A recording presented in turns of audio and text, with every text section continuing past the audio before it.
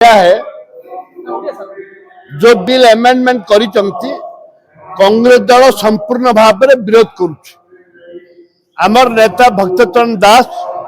गोटे आमर निष्पत्ति जेते ओडिशा खनि खालाज अच्छी सबु जगार विरोध करू उत्तोलन करने देबू ना एवं भारत सरकार मोदी सरकार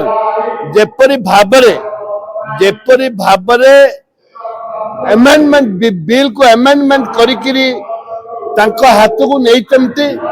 ओडिशावासी लक्ष लक्ष कोटी टंका क्षति हम प्रत्येक वर्ष 20,000 कोटी टंका राज्य सरकार को क्षति हम एवं वर्तमान 1,20,000 कोटी टंका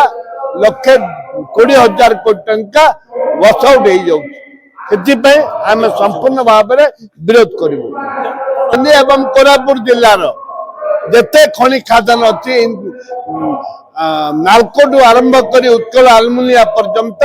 सब खनि की बंद कर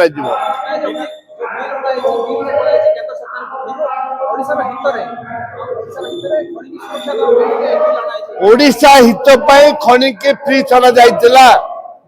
जेतु ओडिशार हित नहीं ओडिशार क्षय क्षति होउची जोटे जंगल जमी रही आदिवासी रही जोटे माइंस अच्छी से आदिवासी अच्छा जेहेतु बाहर कंपनी की अदानी अंबानी की दबाई